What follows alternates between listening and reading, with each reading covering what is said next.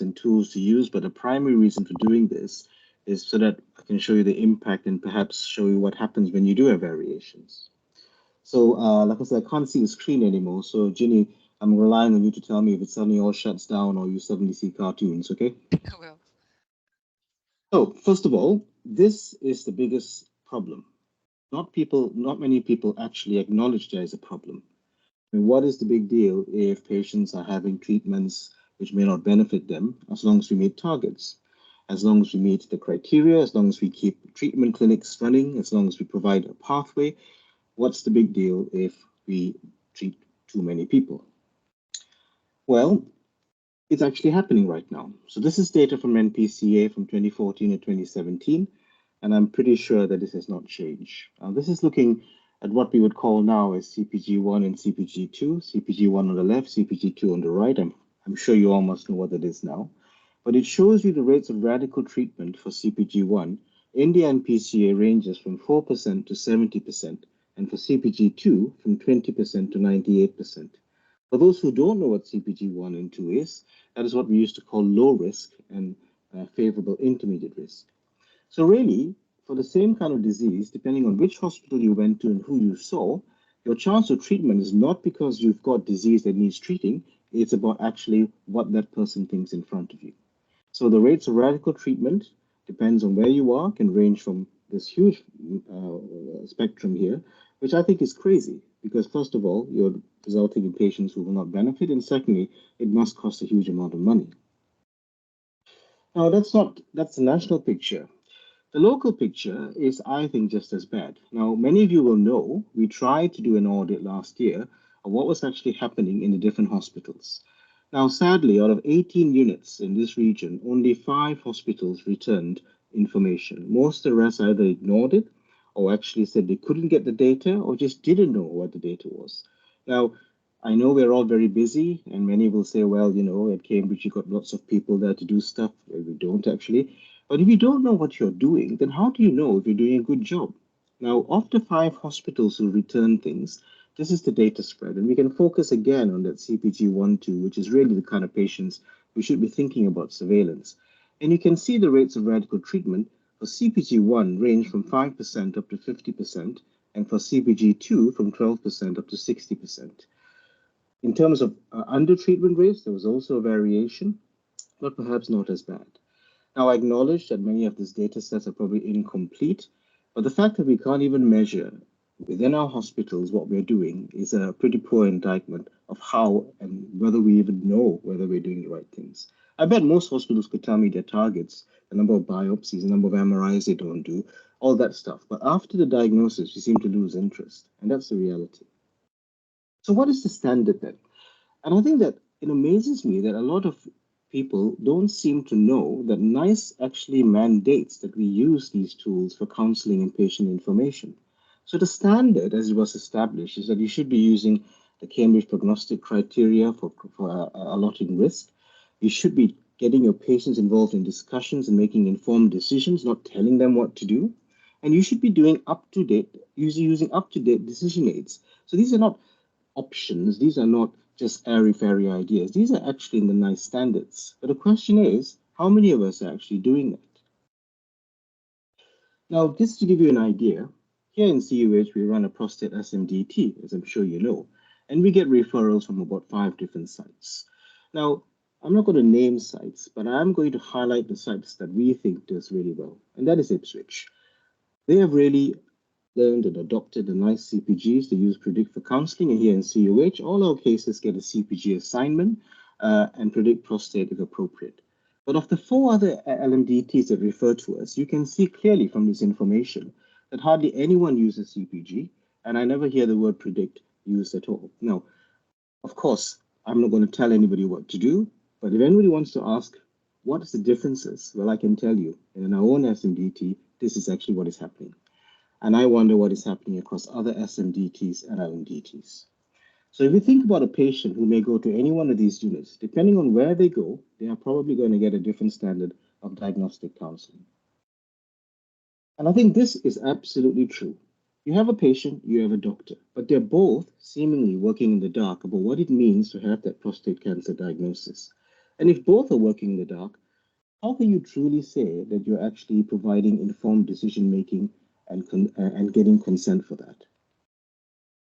Now, does it make a difference? Well, I think we can show that evidence in CUH. This is data of an audit we have done looking at the rates of CPG1 and CPG2 treatment from a time in 2016 when we weren't using any of this, the tools we have now, and up to 2022 and in fact 2023. And you can see immediately CPG1 rates of radical treatment dropped from about 20% to 3%, and CPG2 from about 84% to 36%. The estimated savings in radical treatments is about 68 per 100 a year. Now, they may be optimistic, and I'm sure it will change from year to year, but this is the kind of savings you can do or reduction in overtreatment. On the bottom right is a little snapshot audit we've done of practice, and we know that if you use the two tools in counseling, your rate of radical treatment rates for CPG 1 and 2 is about 30%, but if you don't use anything, then you can go up to be as high as 50%. So this is the evidence that shows that if you don't use standardized tools which are available, you can affect the variations in your practice and actually what's happening in terms of your patient decisions. For those who do refer to IS and DT, you may not be aware that actually when they get here, particularly to the robotic clinic, they are counseled using some of these tools. And this is some really nice work from Ben Lam, a colleague who's just moved to Imperial and taken the CPGs and predicts with him. He's published this paper, which is out this year, which showed that if you counsel the patients who are sent to us for surgery with predict and CPG, the likelihood of going forward for surgery is significantly reduced. In other words, they get a more realistic estimate of the gain from treatment and are less likely to go on to have surgery done and instead choose surveillance. So that's the reality. That's what we can measure. That's what we can see. So what about the facts on prostate cancer? Because I think this is important. If you don't know where you're sitting, the context you're sitting in, you can't really understand what you're doing. In Malaysia, where I come from, there's really interesting, there's a really nice saying, and they call it a frog underneath a food covering, a tempurung it's called. If your world is only what you see around you, and you don't know what's happening in the rest of the context of prostate cancer, then you're going to think that what you know is all you know. But let's look at that. A lot of us forget this information. This is from CRUK. On the top left corner, you can see the age of diagnosis of prostate cancer. And the peak age of diagnosis, as we all know, is between about 65 to 75. If you look at the top right, then the peak age of death of prostate cancer is actually not much further along. It's about 75 to 85. But if you then map out life expectancy in England and Wales in the graph below, you start to see something which many of us may not really think about. Along the bottom line is the years that they run past, and the green line in particular is male life expectancy. The blue line in the 50s is when male life expectancy reached the age when we started to see prostate cancer, and that matches the top left corner. But it took another 20 years for the life expectancy to get to such a level that we started to see death from prostate cancer. So if we were having this talk back in 1940s or 50s, probably not with PowerPoint online, but perhaps with some slides in a slide deck in the old carousels, we probably wouldn't be having this conversation because prostate cancer wasn't really a big killer of men at that time. Men didn't live long enough. And if we lived, and we had this talk in the 60s or 70s, again, we might see that there's an incidence, but men were not dying of it because they weren't living long enough. So effectively, in prostate cancer, if you look at this data, you really have to be healthy enough and live long enough to actually start to die of that. And why is that important? It's because actually the years gained from treating particularly early cancers is not very high. Now, what's going to happen in the next 80 years? Well, a baby boy born 3 years ago will expect to live about 87 years. So it's unlikely that in the next 100 years, we're going to make a huge difference by overtreating men with what is considered to be early disease. And this is even more interesting data. This is again from CRUK and the Office of National Statistics. When we work in prostate cancer, our world is consumed by the fact that it's a disease that could kill. The charities tell us we must find it, we must screen for it, we must look for it, we must treat it.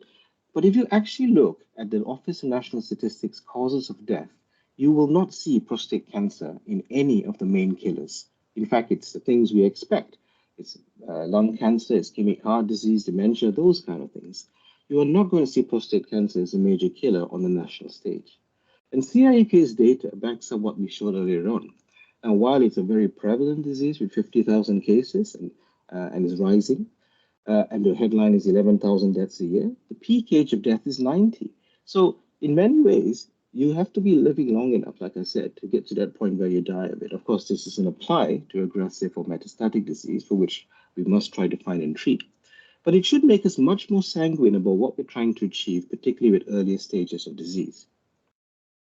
And of course, we now have good quality randomized data, which shows that if you take men with early disease, which is largely what we need to protect, and you follow that for 15 years, you see no difference in prostate cancer specific survival between prostatectomy, radiotherapy, or active monitoring. The difference in metastasis is literally 5%. In my view, although this is much disputed by many people, particularly those who give treatments, is really important data for us to actually take a step back and understand what we're trying to achieve. Now, there's a whole area about the men who went on to treatment around active surveillance and the triggers, which I'm not going to go into in this particular conversation, but that is a whole other stream of research and outputs and how we do that, which we can explore. But the headline from this kind of information should tell us that we really need to understand the disease we're counseling before we advocate for treatment. And we've, of course, known this for a really, really long time. This is a paper from 2013, so 11 years ago, and this is from the PC-based data set of 80,000 patients. And this is data on men who never received any treatment for prostate cancer, followed up for 14 years. And I would encourage anyone who works in prostate cancer to look at this paper because it's one of the best natural history models. And effectively what it shows is that if you look at age in the top line and what they called risk on the left shoulder, the orange, which is dying of prostate cancer, only started to dominate other causes of death if you had high-risk disease and if you were younger.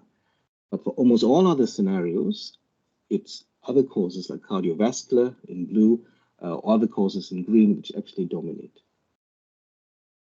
So prostate cancer, to my mind, is really a disease about benefits, risks, and also personalized choice.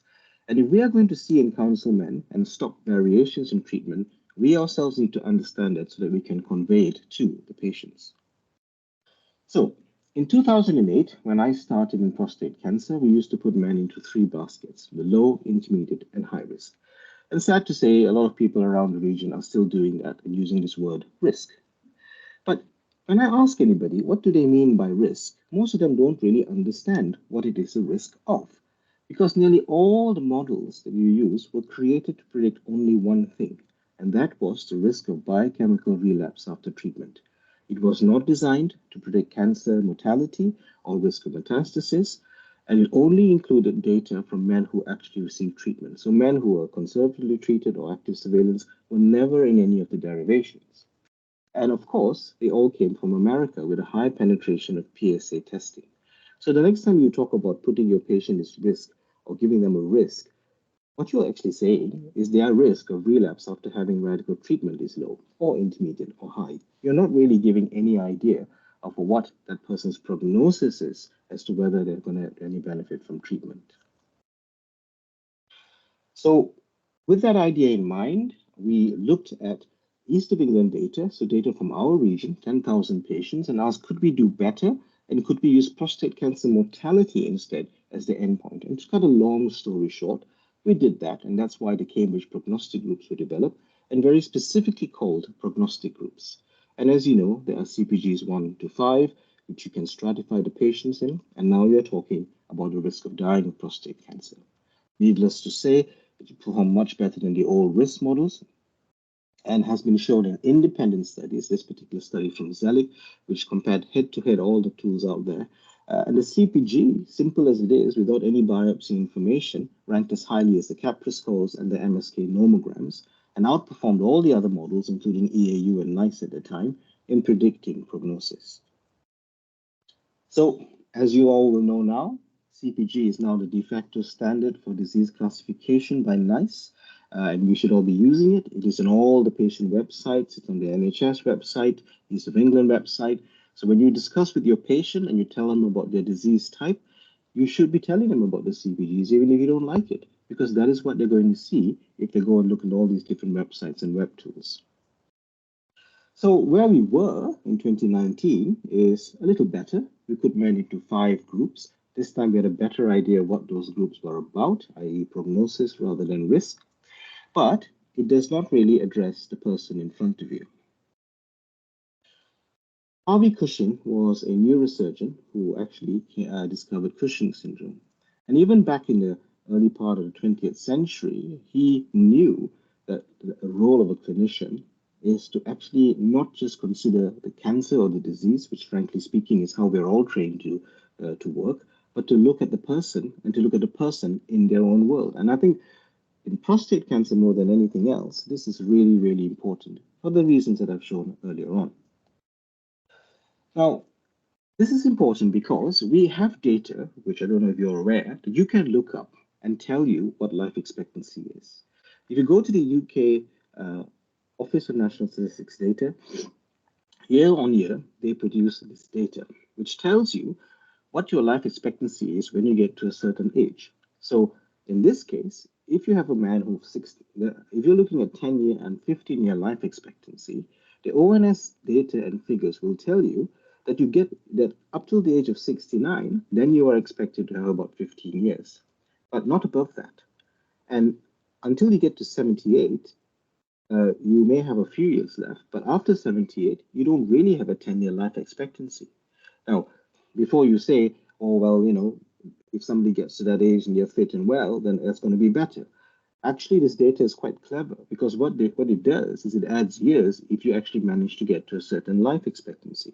Now, to me, this is really, really important because if I see somebody who's 70 and I look at, say, using the predict model or whatever, trying to work out the benefit from treatment, and that's over a 15-year period, and it says 5%, and actually, his likelihood that this chap's going to even live 15 years is below the national life expectancy, then what is it I'm going to gain by giving them that treatment? Similarly, if you're 79 years old or even 80, where I know that some patients still go on to have radical treatment for many reasons, if you have earlier stages of disease, you really are going to give nothing but side effects with no gain because the chances they're going to live 10 years but from something else is actually going to be very much reduced. So this kind of data is really important, and we already had it for many, many years because the ONS reports every year, but none of us were looking at it or using it in counseling. But now we've got Predict Prostate, which I hope most of you will have heard about or had a look at if not used. And Predict Prostate is a balanced risk model. What it looks at is the value and benefit of treatment for prostate cancer versus other causes of death. It's actually one of the most developed and validated tools of any out there, no matter what you may use, in nearly 350,000 men, been tested in 4 countries and multiple ethnicities. If you haven't seen it or used it before, I'd encourage you to do so. And I'm not really going to go into details because you can look at all of this yourself. But in essence, it's a very simple tool. It takes the same kind of domains that we all use, things of age, PSA, stage, hospital admissions, and a bit more details around comorbidity, so nothing complicated. The BRCA gene has a part to play and is something you can select. And then it looks at histological diagnosis. Now, here, one of the key things that we need to recognize is when we look at biopsy data, there's a huge amount of information there. The number of cores, millimeter core length, percentage for, all this sort of thing. But I can tell you that the only 2 things which have been shown to be predictive of prostate cancer mortality is the grade group and the number of cores positive. If you look at all the other metrics, they have been used for one thing and one thing only, to predict biochemical relapse after treatment. And you can certainly look at the literature yourself if you don't believe me. So if you want to shorten your MDTs, shorten your reports, shorten your workload, simply look at the grade group and simply look at the number of core positive. Now, people have said to me on numerous occasions, what about MRI? MRI's changed the paradigm. Actually, it hasn't, because none of the MRI information has been so far shown to improve survival prediction or certainly prognostic prediction. But what it can do is artificially inflate grade and risk prediction, because if you don't consider your targets carefully, you may overestimate how much cancer there is there. But all these details are on the website, and if anybody wants to have a chat about that later, we can do that. But the interface can be used for nearly any patient. Of course, not for men with high-risk disease or metastatic. This is really a tool for those where the options of surveillance or treatment are appropriate. And what PREDICT produces is a number of different displays. I won't go into details here, but here's an example of a chart with a certain set of characteristics, and you can toggle between conservative or radical at 15 years, and it will tell you the number of deaths likely to be from other causes, the benefit gained from treatment in different displays, and this is what I certainly use on a weekly basis to counsel patients. Now, it doesn't tell a patient what to do, it doesn't tell a clinician what to do, but it at least gives a firm hold on which to counsel and actually have a balanced discussion. It's also got a side effect tab. Now, the side effect tab is not tailored to the individual. It's actually taken from Protect. But what's really nice about the recent update is you can actually look at up to 12 years from treatment in terms of side effect profile. And what to me was very striking is that even after 12 years, if you've changed the figures on the tool, men still suffer side effects from treatment. So don't imagine that they're going to recover and be fine afterwards. Actually, a lot of cases they don't. Now, the other side is I get a lot of people telling me, well, Protect is old-fashioned. It was different type of surgery, different types of radiotherapy. Well, interestingly enough, when I've looked at contemporary series, which are unbiased reporting, actually, they're pretty much the same. Oh, but, if you want to check your own institute's provider results, there is a link to the NPCA provider results, which you can inform your patients about. PREDICT is the only decision aid endorsed by NICE, and it's been endorsed by all these other organizations, and it's been accessed over 120,000 times since its inception, more than 5,000 users a month. And I'm glad to see that usage is actually growing. PREDICT, like I said before, is also one of the most validated tools out there, and in comparisons to nearly all the other tools, outperforms in terms of C-index, predictive index, and you can look at the literature yourself on the website if you wish to.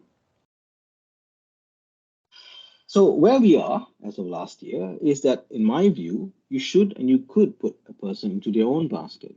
Effectively, do the counseling on an individualized basis. And to my mind, that is the quintessential essence of personalized or precision medicine.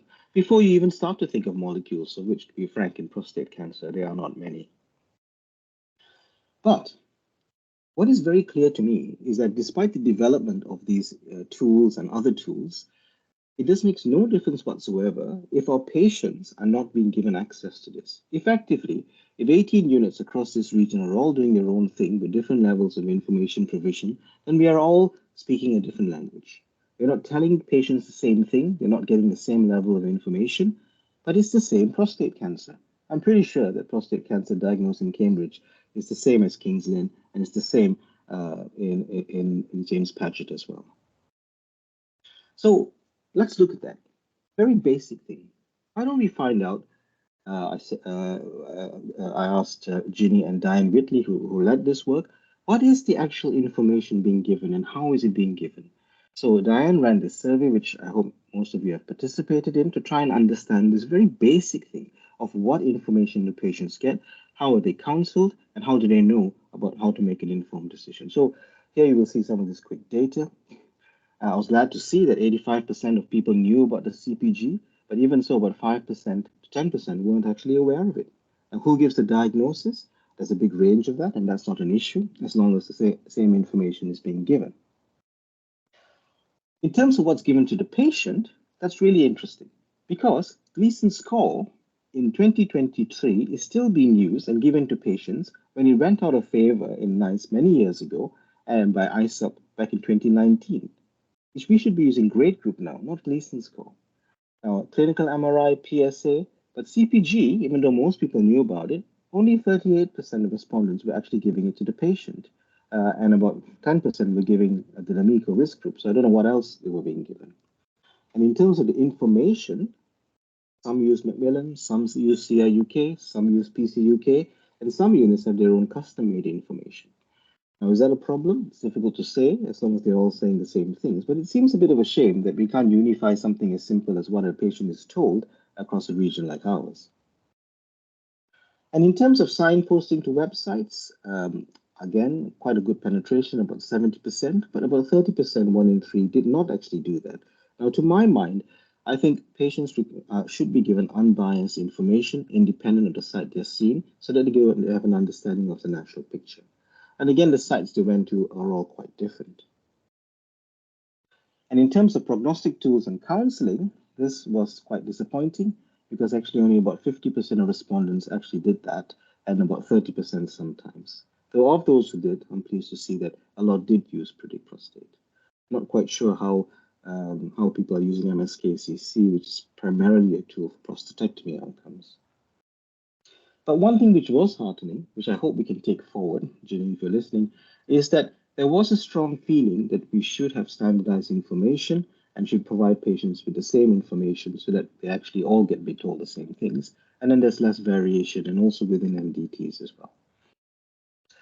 So coming to the end of this now, because I know we've only got a short time, but one simple solution is something which Ginny and the team at East of England have been working hard to do, and that's develop the Prostate Cancer Know Your Options website. Now, the Know Your Options is not replacing other sites. All it does is it takes the nice guidance and puts it into simple layman terms.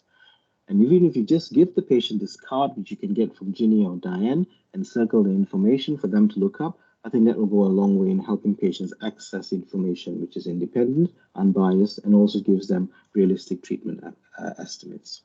Happy to send this out, or I'm sure Ginny can send the link to these things. So in summary, well, Predict and CPG is the only survival prognostic model from an all options, and also the only one developed in the UK. It outperforms other models, and it's easy to derive, and there are tools that you can use for this.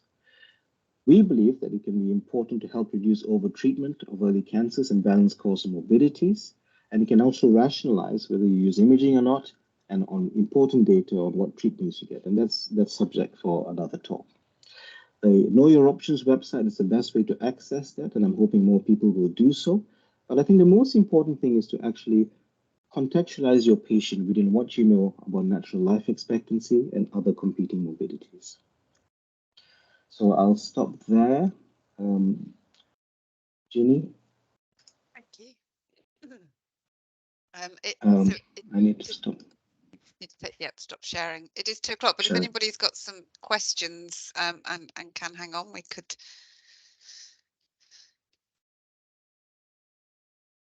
You've still hung on to a lot of people. Philip, so primary care question.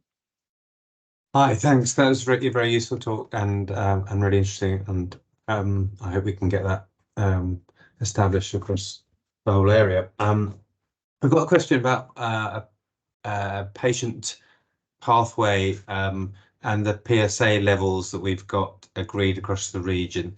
And in our local patch, we've adopted the East of England levels, I think.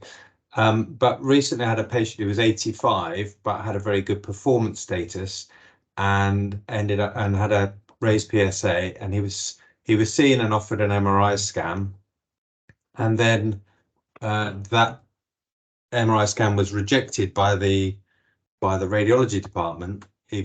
So it was offered the test by the urologist. It was rejected because the patient was 85 and therefore wouldn't be eligible for radical radiotherapy treatment because of the age of the patient. And going back to your slide about age and predicted life expectancy and that sort of thing, do you think that's fine? I mean, it seems to fit in with your data, or I mean, I feel a little bit uncomfortable with a patient being told he can't have treatment just because of an age, even though he's got a very fit he seems very fit and active 85-year-old.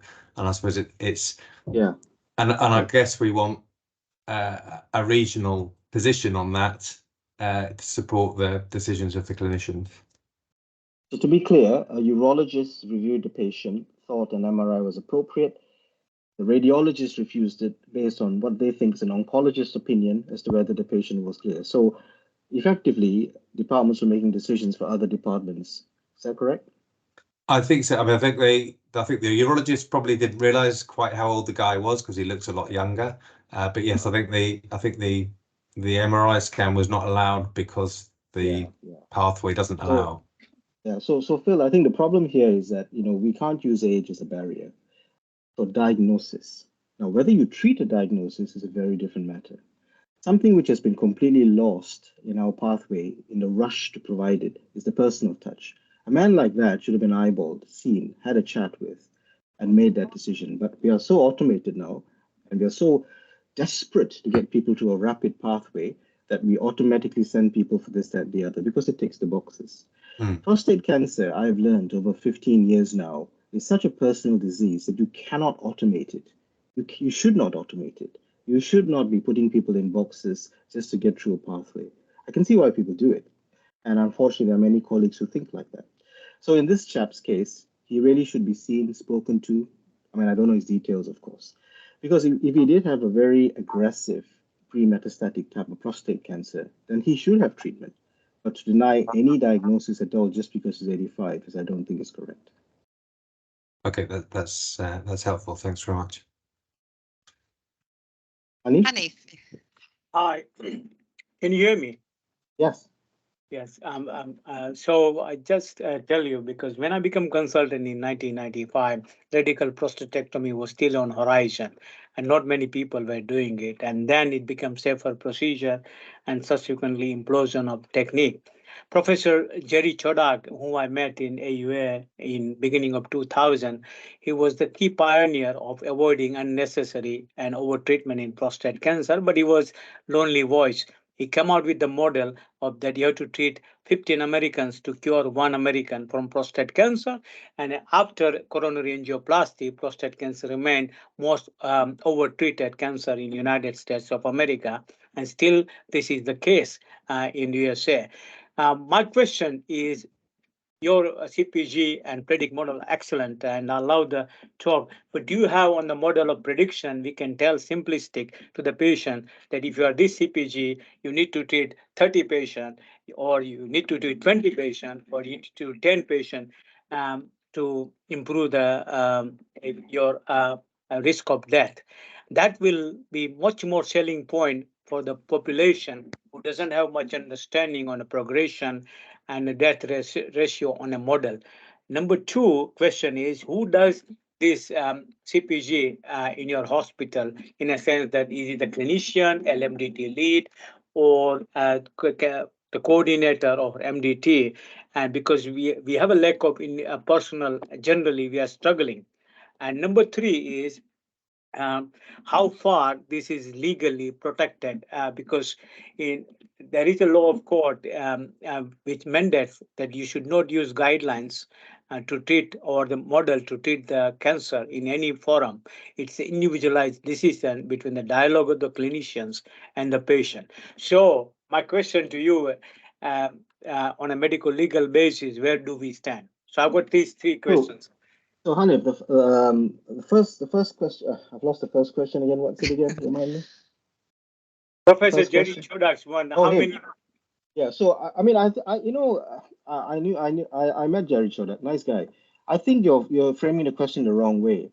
I can only tell you that when we counsel patients, or I counsel patients, and I tell them to predict estimated survival gain versus other competing cause, that's enough for them to make a balanced decision. I don't have to tell them how many you need to treat. And to be frank, Hanif, how would you know that? It's impossible to know.